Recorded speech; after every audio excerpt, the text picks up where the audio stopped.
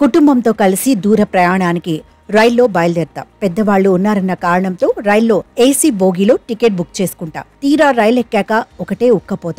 ఆరా తీస్తే ఏసీ పనిచేయలేదని తేలుతుంది. ఒకవేళ మీకు అలాంటి పరిస్థితి ఎదురైతే కేవలం నిట్టూర్చి ఊరుకోవాల్సిన పని లేదు. మీకు కలిగిన అసౌకర్యానికి రైల్వే శాఖ నుంచి రీఫండ్ కోరొచ్చు.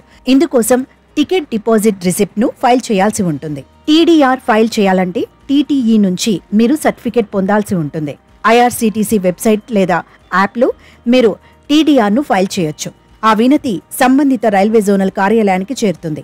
అనంతరం సంబంధిత మొత్తాన్ని మీ ఖాతాలో ఐఆర్సీటీసీ జమ చేస్తుంది. కేవలం ఏసీ ఫెయిల్ అయినప్పుడే కాదు, రైల్వే శాఖ వల్ల మీకు అసౌకర్యం కలిగినప్పుడు వివిధ సందర్భాల్లో రీఫండ్ కోసం టీడీఆర్ను ఫైల్ చేయొచ్చు. మీరు ప్రయాణించాల్సిన రైళ్లు కొన్ని సందర్భాలలో ఆలస్యం అవుతుంటాయి. ఒకవేళ మీరు ప్రయాణించాల్సిన రైలు కూడా 3 గంటల కంటే ఎక్కువ ఆలస్యంగా నడుస్తున్నట్లు గుర్తిస్తే అందులో మీరు ప్రయాణించకపోతే మీరు రీఫండ్ కోసం దరఖాస్తు చేయొచ్చు.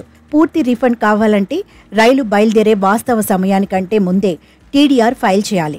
ఒకవేళ మీరు వెళ్లాలనుకున్న రైలు పూర్తిగా క్యాన్సిల్ అయితే టీడీఆర్ ఫైల్ చేయకుండానే రీఫండ్ పొందొచ్చు.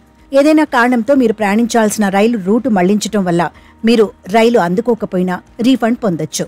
రైలు రూట్ మళ్లించటం వల్ల రైలు బోర్డింగ్ స్టేషన్కు చేరని సమయంలోనూ, మీరు ప్రయాణిస్తున్న రైలు గమ్యస్థానం కాకుండా వేరే స్టేషన్కు వెళ్లిన సందర్భంలోనూ టీడీఆర్ ఫైల్ చేయొచ్చు. టికెట్ బుక్ చేసుకున్న ఏదైనా కారణంతో మీకు సీటు దొరక్కపోయినా మీరు టీడీఆర్ ఫైల్ చేసి రీఫండ్ కోరొచ్చు. మొత్తానికి మన రైల్వేలో చాలా గుణాత్మక మార్పులు చకచకా చేసేస్తున్నారు. ఇవన్నీ దేనికి సంకేతమో చాలా మందికి అర్థం కావడం లేదు.